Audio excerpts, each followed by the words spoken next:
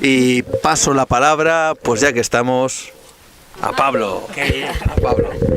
Bueno, buenas noches a todos. Yo no soy tan conocido como Juan, Juan es muy conocido ya. Yo creo que nos conocemos hace ya como 25 años, más o menos, Juan. Eso ya denota un poco la edad que tenemos, porque tampoco éramos unos niños cuando nos conocimos. Y bueno, el tema de meterme en este mundillo fue también por él. Yo recuerdo cuando empezamos Nueva Dimensión, hará 4 años. 5, mayo del 2012. Se acababa el mundo, se acababa el mundo, mayo del 2012. Y dijimos, bueno, antes de que se acabe, quedamos un día en la emisora y grabamos, ¿te acuerdas? El primer programa que hablábamos de misterios en el nazismo. Además recuerdo que fue todo como muy... Generalmente ahora ya elaboro un guión, elaboro una escaleta y elaboro una serie de cosas, pero... Sí, cuando aquello no hacíamos eso. Llegamos allí, oye, salió, yo creo que... Sí, quedó bastante bien para... No, yo no lo he vuelto a escuchar, porque ahora sería... Igual tenemos otra opinión probablemente con el paso del tiempo. Y bueno, pues hacía algún programa suelto, como fue este primer programa, y luego pues igual hacía 3 o 4 al año, ¿verdad? Y luego pensamos que estaría bien hacer una sección fija. En este caso fue de la Segunda Guerra Mundial, el misterio de la Segunda Guerra Mundial durante todo un año. Y la verdad es que, bueno, pues con las descargas en el iVoox íbamos viendo pues que la gente le gustaba, la gente comentaba. Y fue una sección que gustó, no sé si hay muchos oyentes aquí de Nueva Dimensión, yo sé que hay algunos que sí, que lo escuchan. Y fue un éxito realmente. Lo que pasa es que, bueno, para no estar siempre con el mismo tema, decidimos cambiar, entonces ya ahí pues me diversifiqué un poco. Luego hicimos un año entero con personajes, ¿cómo lo titulamos la sección? Personajes oscuros. No, pero la anterior fue... No, sí, primero fue personajes oscuros, durante todo un año hablamos de personajes pues, realmente siniestros a lo largo de la historia. Y luego, para compensar todo lo contrario, que eran personajes pues con luz, ¿no? Pues todo lo contrario. Y luego ya para continuar, pues hicimos... a mí me encanta la historia, me apasiona la historia. Siempre buscando un poquitín esa parte oculta, esa parte que no suele venir en los libros. De hecho, lo hemos titulado la sección Las últimas páginas de la historia, porque son historias que no suelen aparecer en los libros. Y bueno, está teniendo una aceptación bastante buena. La verdad es que hablamos de todo, yo siempre te comento unos días antes, voy a hablar de esto, te paso un pequeño resumen, un audio y a ver qué te parece. Y lo hacemos un poco así, porque yo también tengo mi propio trabajo, yo trabajo para el Gobierno de Cantabria en los servicios sociales, entonces no nos dedicamos a ello, siempre sacamos un poco de tiempo para intentar cuándo podemos grabar, qué día quedamos, a veces a destiempo, con prisas, yo creo que queda bastante bien para el tiempo que le dedicamos. Me trae el último programa, si no lo habéis... Ataúdes deslizantes. Sí. Claro, y a mí me dice, ataúdes deslizantes. Yo le mando el título y luego él, pues a ver. Es historia de verdad. O sea, esto de verdad existe. Y me dice, sí. Ataúdes que se mueven. Bueno, entonces, la verdad es que son temas muy variopintos. Por ejemplo, los últimos han sido, pues igual que hablas de lo que te comentaba antes, ¿no? De luchas entre españoles contra samuráis, que es una parte de nuestra historia, que tenemos una historia de verdad en España riquísima y que siempre me gusta a veces rescatar esa parte de nuestra historia, pues que está un poco oculta, que a la gente lo sorprende mucho y dice, pues es que tenemos una historia, seremos de los países del mundo que más historia tienen. No solamente por las civilizaciones que nos han invadido, sino luego por donde todo lo hispano se ha expandido por el mundo. Por ejemplo, esa lucha entre españoles y samuráis, pues es muy conocido, que me contaba, por ejemplo, Luis y alguien más, pues que estaba muy sorprendido. El volcán Tambora, en 1815, que cambió el clima mundial, tampoco es muy conocido, las consecuencias, o el hundimiento de un submarino soviético en los años 60, que luego los americanos descubrieron. O sea, un poco de todo, cualquier época. Y como estamos así en un ambiente pues muy misterioso, de noche, con niebla y tal, por ejemplo, el último programa, hemos hablado de un tema que no suele ser tan escabroso, pero sí es verdad que a ti te sorprendió. Me sorprendía a mí también que tú no lo hubieras oído antes, no lo conocías, y es el tema de los ataúdes deslizantes. Y es una historia también que ha gustado bastante, lo colgamos ayer por la noche a las 12, se colgó y hay unos cuantos comentarios en el iVoox. Y es una historia, pues no es muy conocida, porque además sobre todo es muy lejano en el espacio, como son las Islas Barbados, en el Caribe, que es donde nació Rihanna, por ejemplo. Y bueno, en el siglo XIX, a finales del XIX, resulta que hay un panteón que, bueno, décadas anteriores fue comprado por una familia, no enterraron a nadie. Curiosamente lo compró otra familia en la que tampoco fue enterrado nadie. Y al final, pues llega en poder de la familia Chase, que es la protagonista de esta historia. Entonces, bueno, utilizan ese lugar pues para enterrar a sus familiares, ese panteón. Muere una mujer, la entierran, cierran el panteón sin más. Posteriormente tienen que enterrar a un niño de la familia que fallece. Y cuál es la sorpresa, que al abrir el panteón, pues el ataúd estaba movido, estaba no estaba en la misma posición en la cual... Bueno, el panteón tiene como 2 plantas, digamos que se ponen unos estantes los ataúdes, y este ataúd estaba movido. Bueno, pues claro, sorpresa absoluta, ¿no? Posteriormente muere otro miembro de la familia, le abren, todo está normal, no pasa nada. Pero luego ya a partir del cuarto enterramiento es cuando surge el gran misterio. Se entierra a otro niño, como siempre en esta historia siempre tiene que haber niños muertos, siempre parece que lo llama, y muere este niño, y cuando lo abren, efectivamente, los 3 ataúdes anteriores están completamente descolocados. No se explican qué podía ocurrir, porque había una puerta que era de 4 metros por 2, que pesaba bastante, estaba cerrado con llave, y bueno, pues en principio pensaron que eran profanadores de tumbas, aunque no había nada que robar, porque no había nada de valor. Los profanadores siempre lo hacen para intentar robar algo de las tumbas, como las tumbas egipcias, por ejemplo, y no había nada. Claro, había que echar la culpa a alguien, y en aquella época pues la sociedad esclavista completamente pues echaban la culpa a los negros. Pensaron que eran los negros, pero los negros decían que ellos no habían sido completamente... Además ellos eran muy supersticiosos y rehuían todo eso, ¿no? De hecho, cuando lo veían salían huyendo de allí.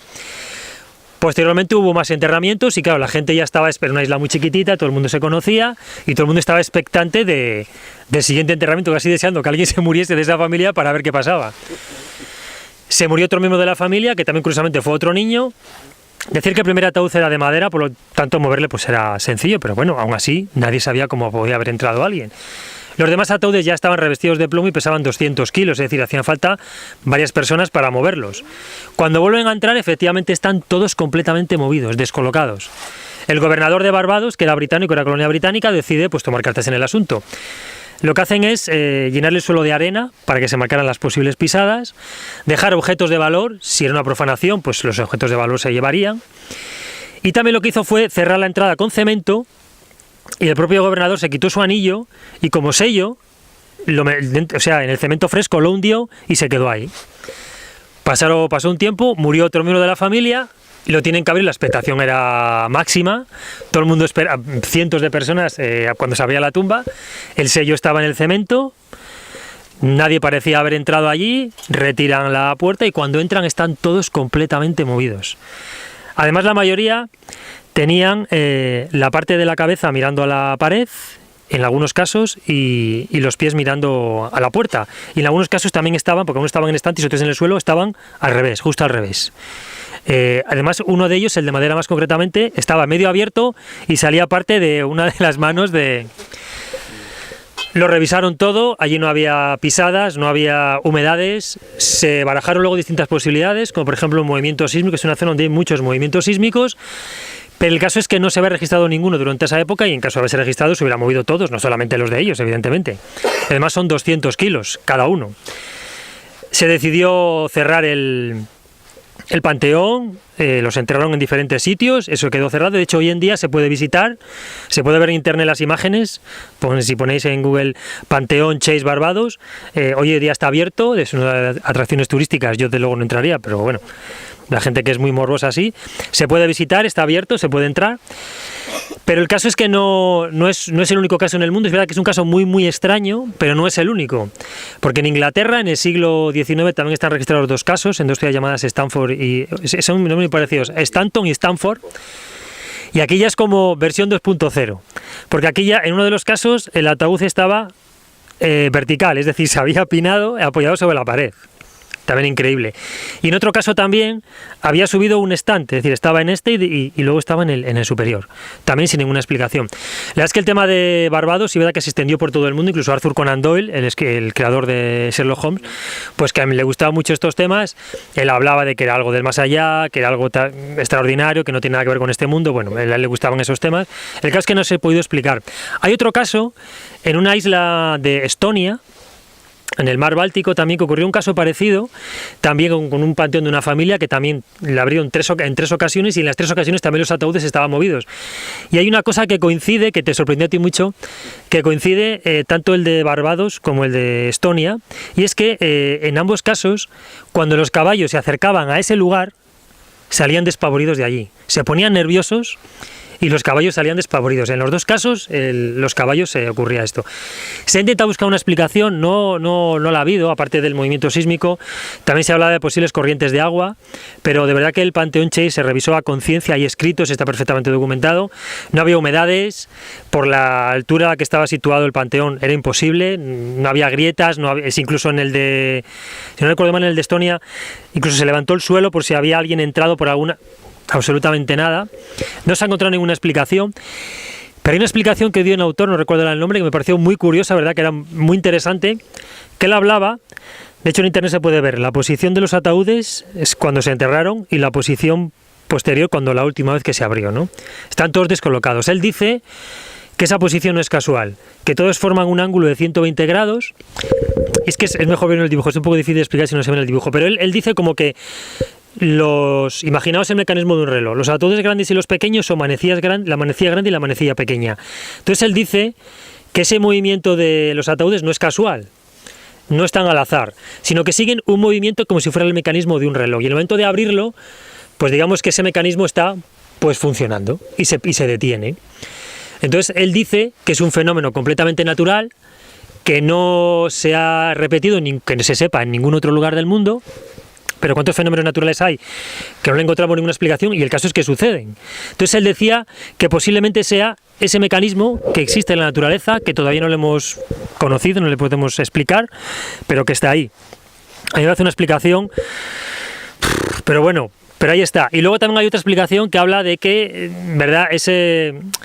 Que como toda la gente cuando iba a ver esos ataúdes tenía esas ganas de realmente encontrar que esos estaban movidos, se creaba como una especie de consciente colectivo, que todas las mentes estaban pensando en eso, entonces como una entidad psíquica superior, común a todos, hacían una fuerza para que esos ataúdes se movieran.